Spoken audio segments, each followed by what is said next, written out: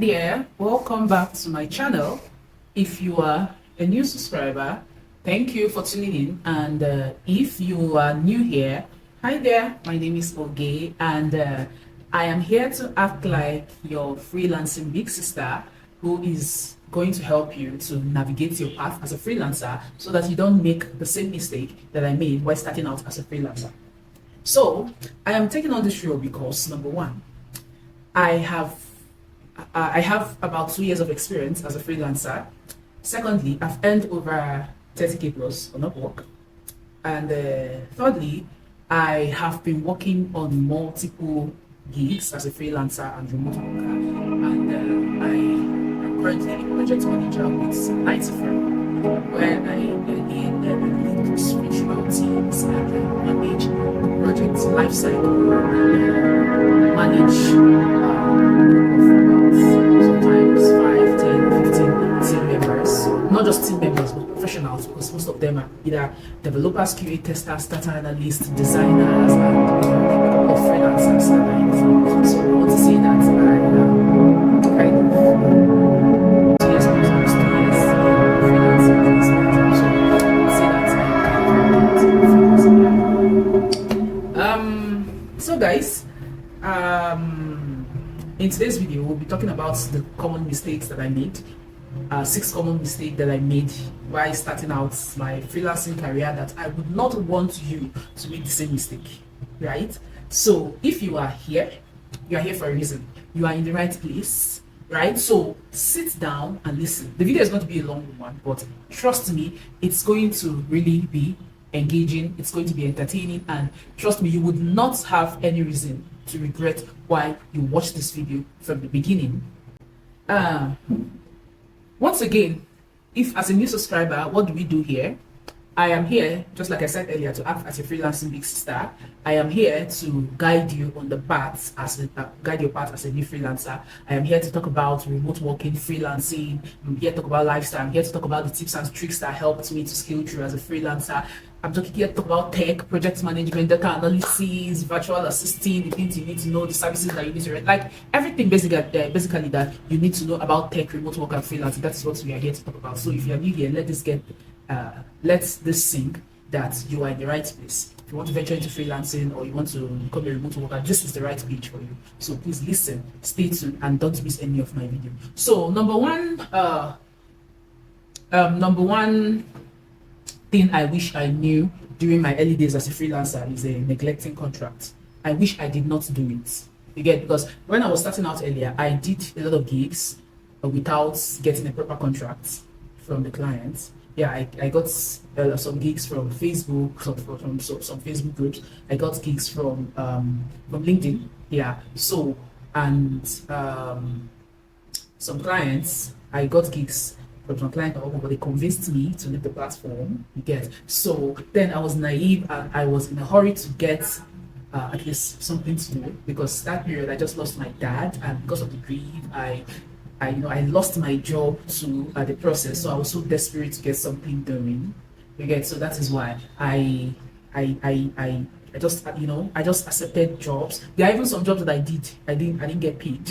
I didn't get paid. It's so funny. You get, so as a new freelancer, one mistake you would not want to do is starting a gig or a contract, a work or a job without a proper contract. Everything needs to be aligned in the contract. You get, the scope of the work needs to be aligned in the contract that you are doing. It's very, very important, so that whenever a client is asking more than the scope of the work that you guys have agreed on, then you would have to call their attention. When you call their attention, you let them know that, hey, this thing you're asking me to do is not part of what we are supposed to do, but I just want to do it for you. So you can do it out of your own free will, out of your own benevolence, or you can ask them to pay you.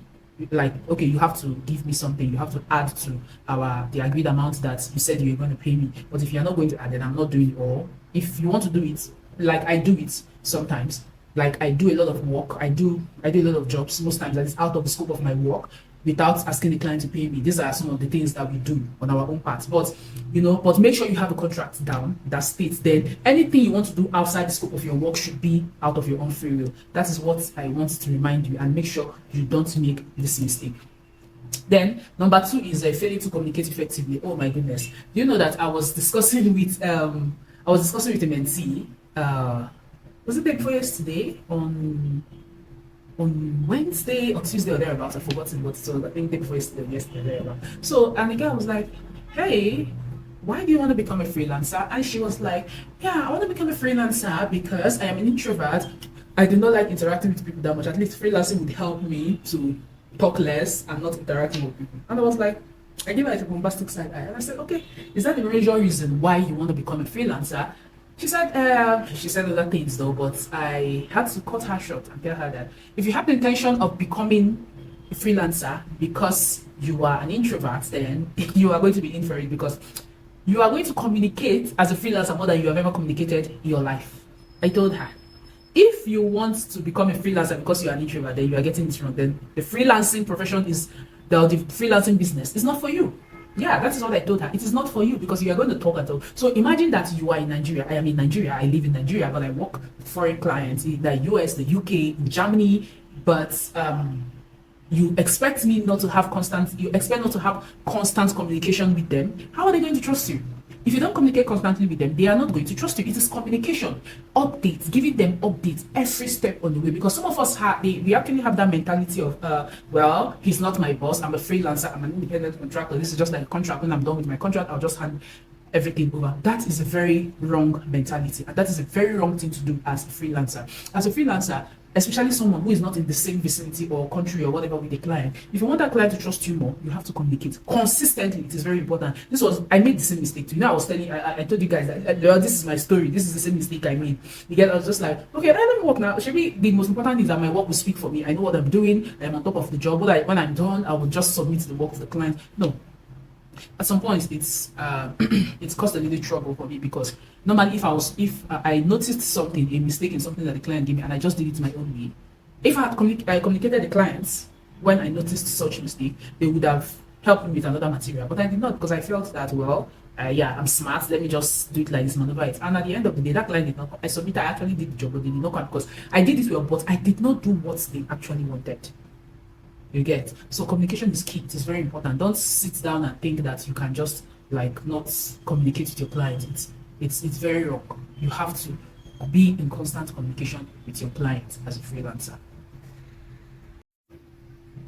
Then thirdly is ignoring marketing and networking. This was a very big mistake that I made when I started out as a freelancer because as a freelancer, the major platforms or the major way you can put yourself out there and make yourself known is by networking or marketing yourself, marketing your skills. And where can you do that? You can do that on LinkedIn, right? You can do that on Upwork. You can do that on freelancer.com, like various platforms. Because even on Facebook, there are some Facebook groups that's where you can get jobs. I think I've gotten a job in one of them before.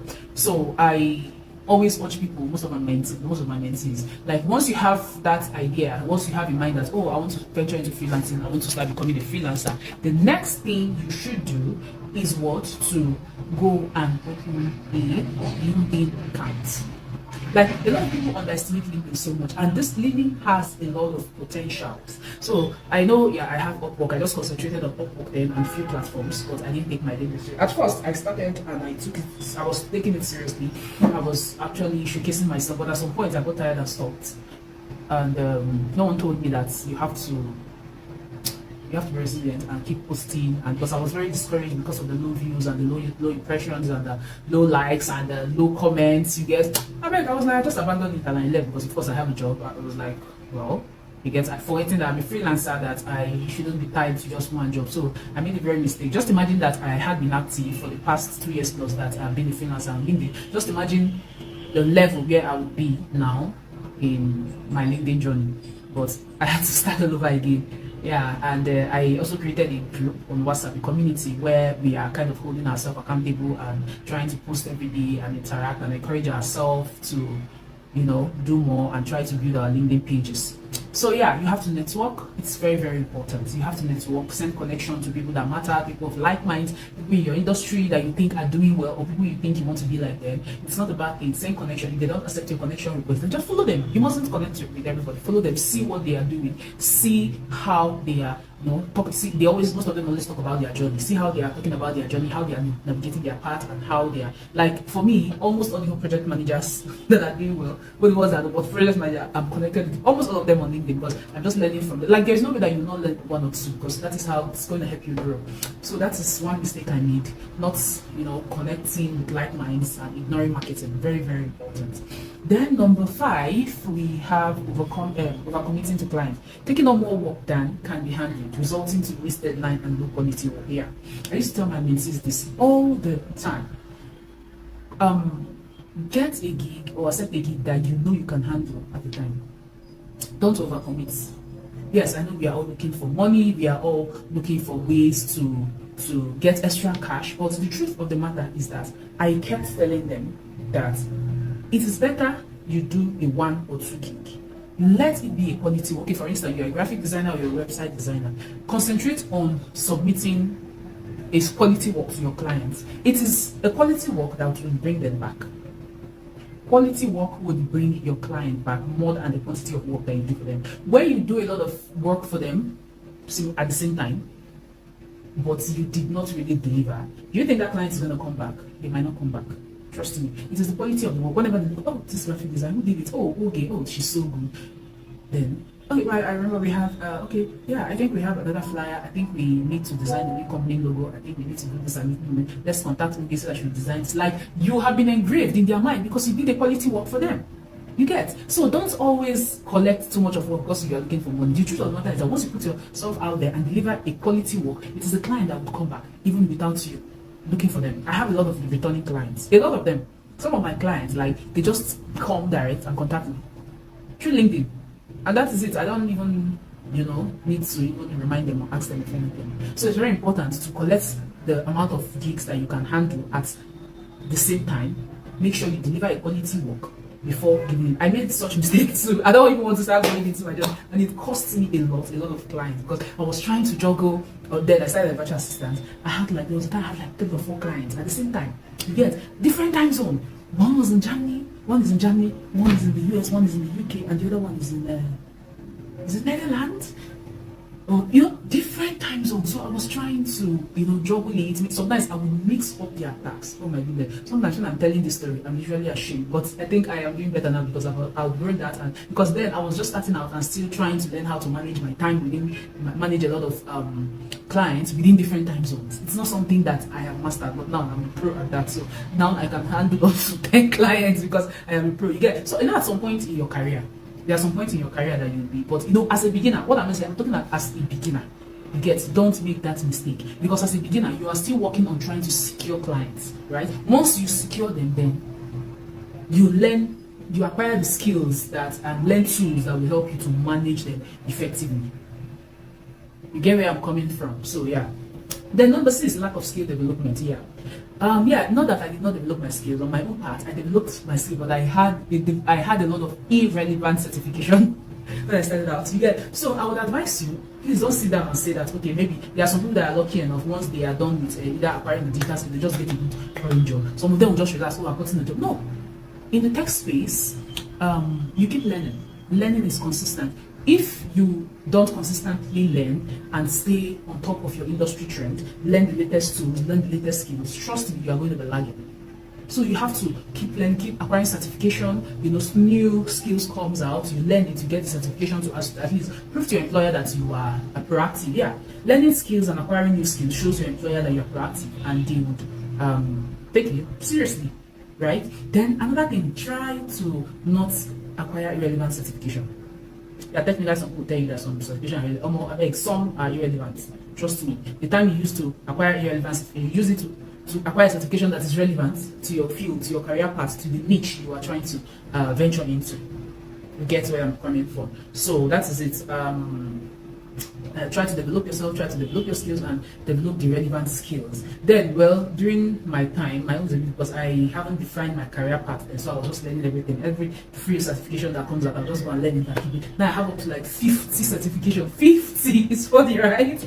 So yeah, that is it, and I think that is it. So if you think, if you are an old freelancer like me and you think there are things that I missed that some of the new freelancers that are on board with me on this journey need to know, you can put them down in the comment section too. Yeah, I said I want this whole thing to be an interactive section. I like it very interactive. And if you feel you have any question or you need more clarity about what I said, you can comment down below. Put your comment or any question you have in the comment section. I will see them and I would, answer it in my next video, and I'll make another video about it, or I'll make it short about it. So please, I will be making shorts consistently, answering your questions, right? So that way it will be easier for us to interact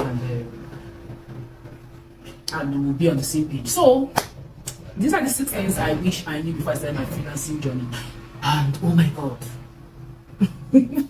I made this mistake, and I think I learned the hard way. So that's why I'm here, so that you don't make the same mistake that I made.